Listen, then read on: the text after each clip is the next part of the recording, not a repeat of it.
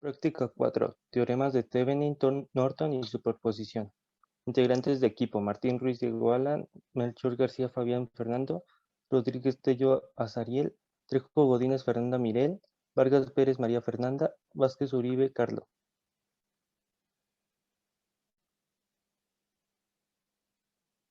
Objetivo: analizar circuitos electrónicos básicos aplicando el teorema de Thevenin-Norton y superposición. Material: formato de práctica, computadora con internet, software de simulación, cámara de video. Teorema de Thevenin. El teorema de Thevenin establece que si una parte de un circuito eléctrico lineal está comprendida entre dos terminales A y B, esta parte en cuestión puede sustituirse por un circuito equivalente que esté construido únicamente por un voltaje en serie con una resistencia. Esto nos ayuda a encontrar intensidad, voltaje o resistencia de un componente en un circuito. Para calcular el voltaje de Thevenin, se desconecta la carga, es decir, la resistencia de la carga, y se calcula voltaje AB. Al desconectar la carga, la intensidad que atraviesa resistencia Thevenin en el circuito equivalente es nula y por lo tanto la tensión de resistencia Thevenin también es nula, por lo que ahora voltaje AB y voltaje Thevenin por la ley de Kirchhoff. Para calcular la resistencia de Thevenin se desconecta la resistencia de carga, se cortocircuitan las fuentes de tensión y se abren las fuentes de corriente. Se calcula la resistencia que se ve desde los terminales A y B, y esta resistencia AB es la resistencia de Thevenin buscada. Resistencia Thevenin es igual a resistencia AB. Bueno, para resolver el siguiente circuito que se muestra en pantalla, número 1, tendríamos que desconectar el resistor de 1 ohm y para poder sacar la resistencia de Thevenin. Número 2, para sacar resistencia de Thevenin tendríamos que redibujar el circuito sin las fuentes de voltaje y el resistor de 1 ohm como mencionamos. Pasa. Ajá. Número 3, si nos damos cuenta, el resistor de 9 ohms se anula porque la tensión del cable izquierdo, o bueno, también se le puede llamar voltaje, es 0. Número 4, los resistores de 10 ohms y de 5 ohms están en serie, entonces los sumamos. Número 5, al mismo tiempo están en paralelo con el otro resistor de 10 que está abajo.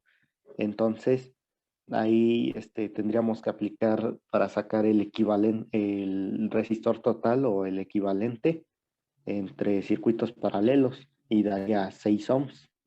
Y ya el sexto paso sería el que el resistor 10 de hasta abajo, que está en serie con la equivalencia de la resistencia en paralelo que ya mencionamos, que es 6 ohms. Y ya sumándolos serían 16 ohms. Entonces, 16 ohms es la resistencia de Thevenin, el valor.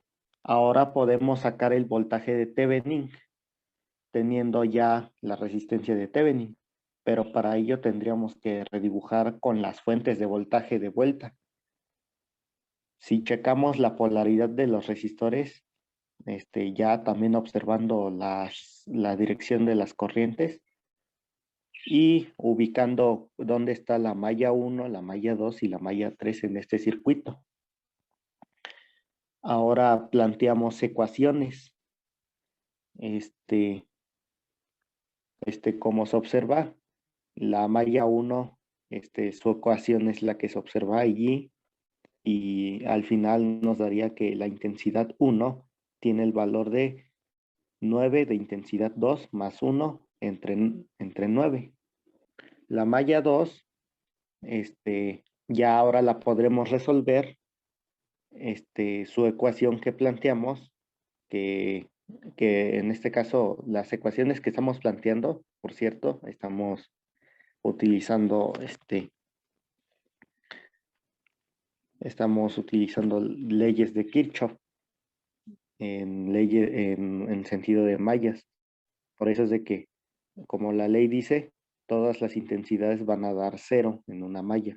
Entonces, ya que sacamos la intensidad 1, solamente la reemplazamos en donde corresponde, y ya al sacar el valor, termina que intensidad 2 vale un 25.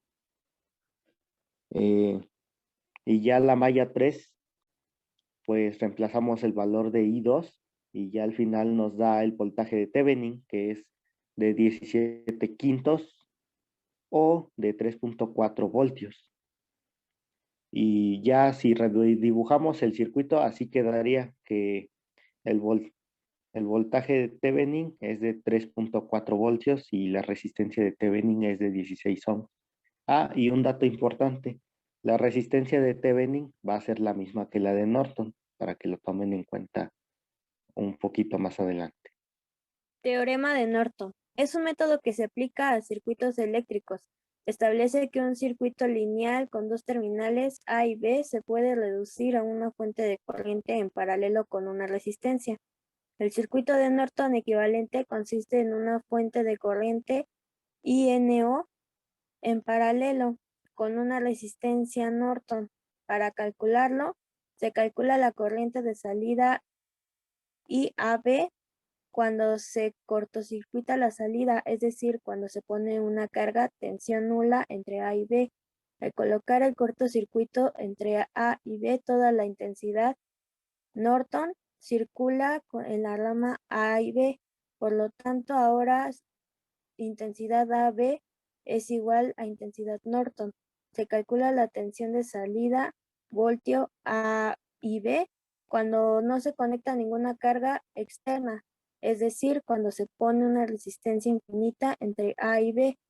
Resistencia Norton ahora es igual a voltaje A y B dividido entre intensidad Norton, porque toda intensidad Norton ahora circula a través de la resistencia Norton y las tensiones de ambas ramas tienen que coincidir. Voltaje AB es igual a intensidad Norton, resistencia Norton.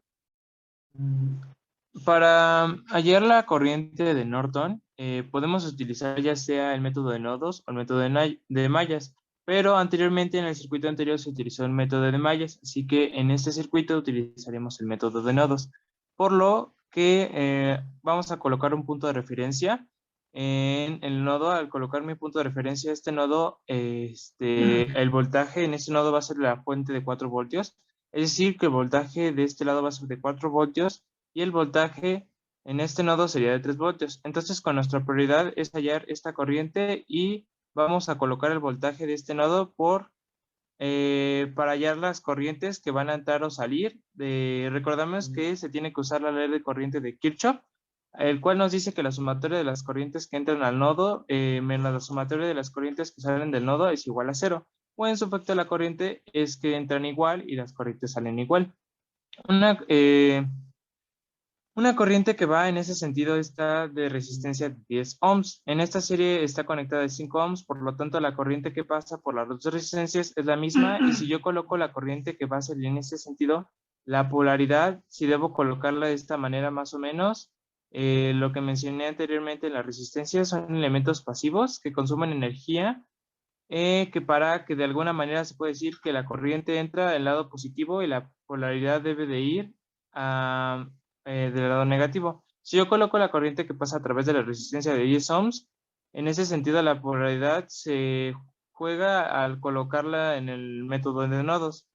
Las corrientes que entran y salen, y me quedaría como una resistencia a la equivalencia de los dos lados positivos y negativos que se pueden encontrar, que sería de los 4 voltios y el lado negativo que tendría 20. Por lo tanto, coloco 4 menos voltaje de X, que es sobre 15 ohms, sería esta corriente que entra al nodo y luego la corriente que sale. El voltaje sería Vx o voltaje de X sobre 3 voltios, que sería el voltaje en el nodo. Todo esto sobre 10. De acuerdo, también tengo otra corriente que también sale del nodo, que sería mi corriente de Norton, y en esta resistencia, como la corriente que va en sentido de la polaridad, sería más o menos, por lo tanto, que sería menos el voltaje en esta resistencia, que sería Bx sobre 10, y esta igual daría igual a 0.